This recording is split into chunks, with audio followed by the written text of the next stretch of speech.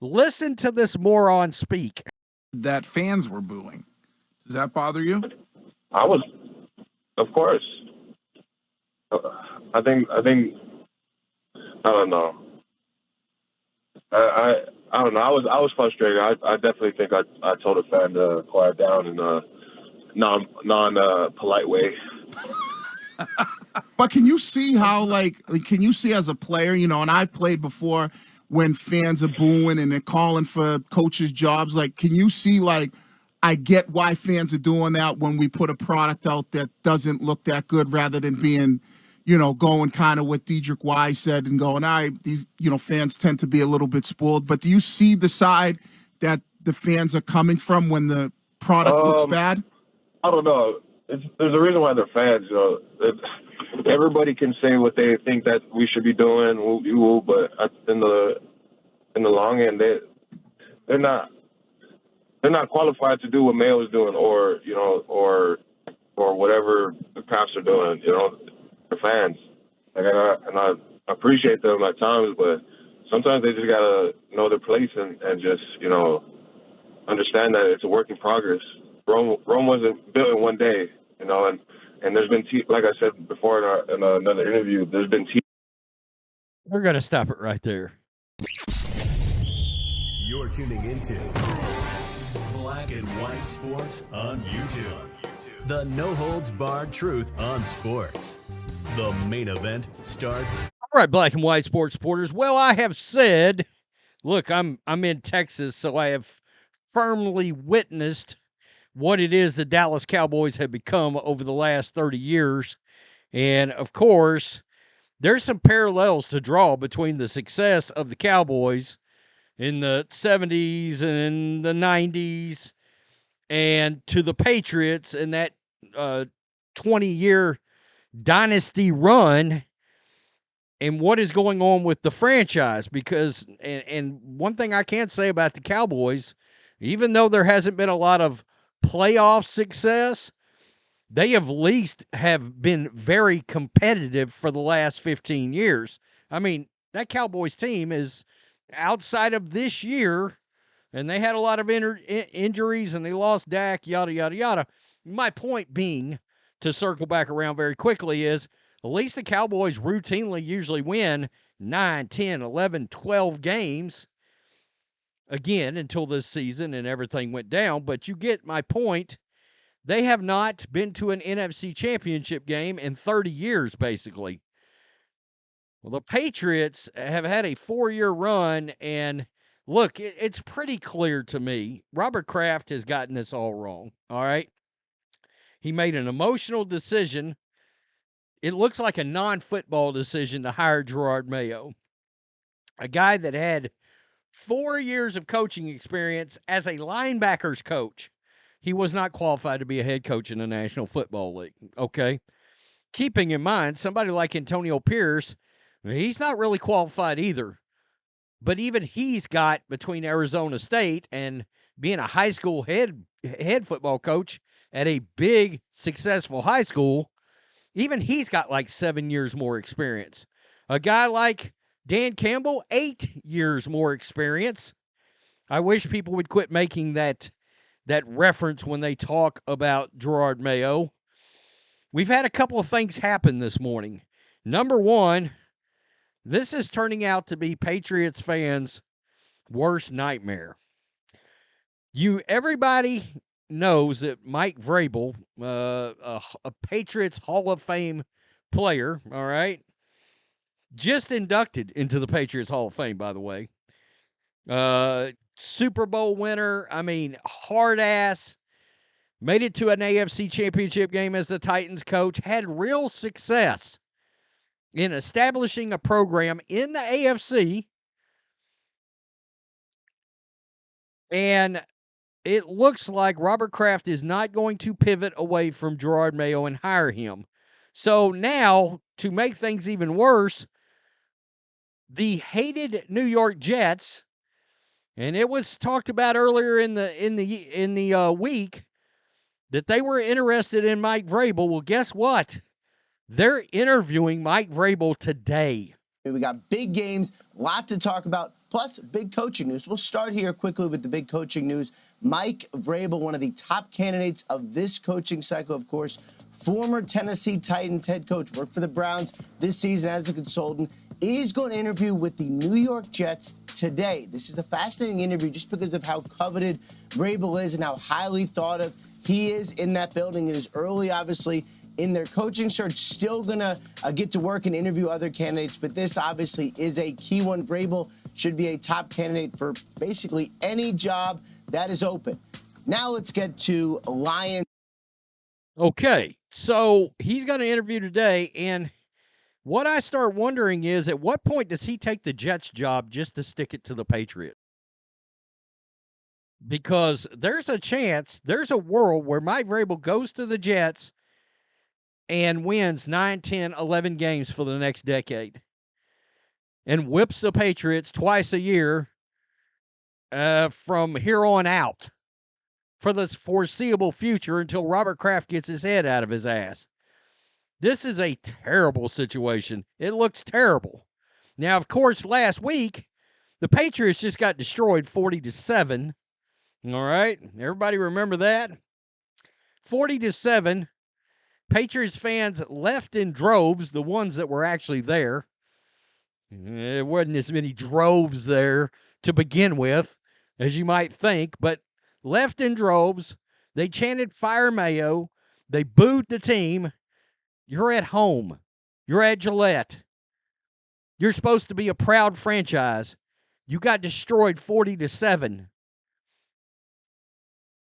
I mean, and the fans boo. By the way, they pay all your salaries.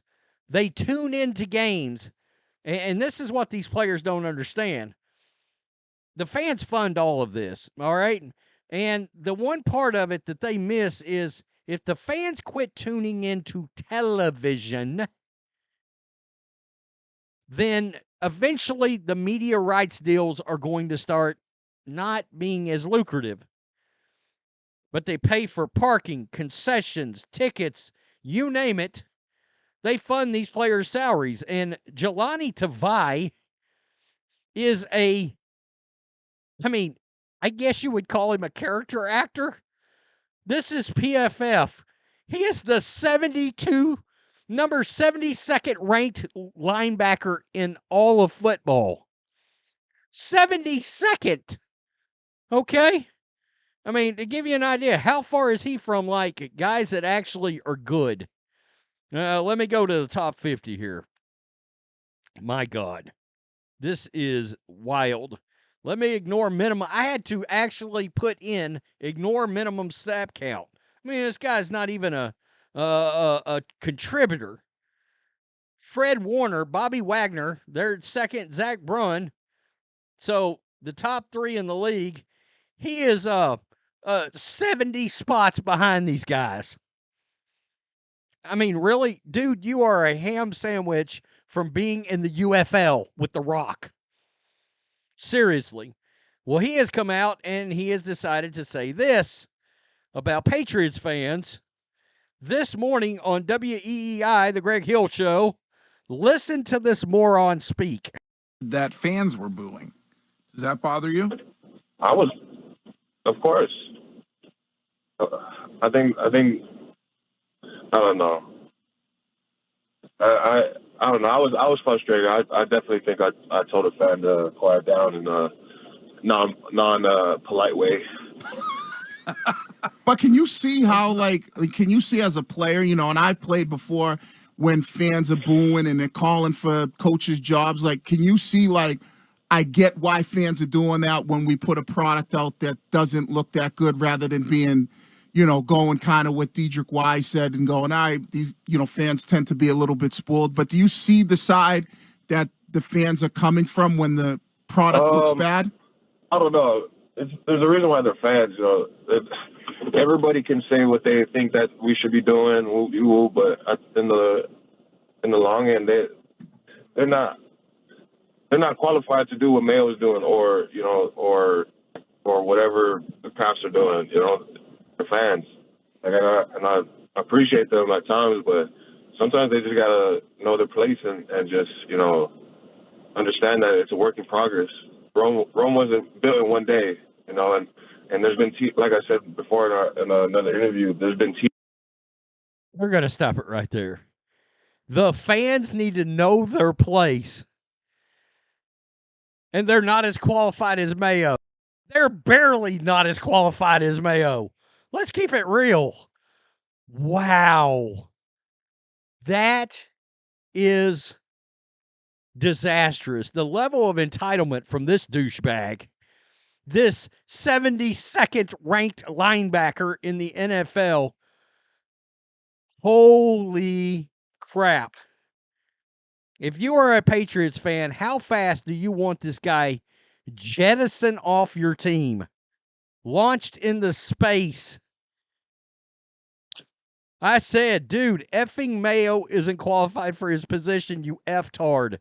The Patriots should launch this guy into space, maybe hit the UFL, dude. I mean, seriously. It's now the Patriots meltdown is now hit epic proportions. I mean, it's unbelievable. You got the second player inside of a week coming off of a ass whipping, and that's what they got. They got their asses tore up at home by a coach, by the way, Jim Harbaugh, that Robert Kraft could have pivoted and hired for the Patriots. Think about that, fans. There's a world where you could have went from the greatest coach of all time, Bill Belichick, and slid over into Jim Harbaugh as your coach. You would have had a coach for the next 10 to 15 years with New England and been competitive for Super Bowls every year. He flipped the Chargers in 1 year. Now you've got Mike Vrabel for the second time. And you know what? I contend he did not take a job last year. He almost got the Chargers job, all right? If it wouldn't have went to Harbaugh, he'd have taken that job. But I contend he didn't take that job because he really wants this job, which we now know to be fact. And the fact that he wants this dumpster fire is honestly, my God, how quick could you get on the phone and call the guy and say, get your ass in here, we're hiring you. 6 years. What's the guy you want to bring in as general manager that you will work, lock and step in? Clean house. And I like Alex Van Pelt. I do not think if they're going to keep these morons, he's the one guy out of all of them they should keep. So when Jerod Mayo gets fired next year, 6 games in, when he's 0-6, they can promote Alex Van Pelt to the interim head coach, for crying out loud. At least he's got 17 or 18 years of coaching experience. Wow, unbelievable. It's a train wreck. Congratulations. I mean, Robert Kraft is now among the worst owners in all of football. And this is, look, if these players think this about the fans, what do you think Jerod Mayo thinks right now? And I contend, I'm going to keep it real here. Robert Kraft wants to keep Jerod Mayo, and some of these players want to keep him too, and they're not football reasons. They're not. Tell me what you think. Peace. I'm out. Till next time. Thanks for watching the show. Be sure to like, comment, and subscribe. Be sure to tune in next time on Black and White Sports.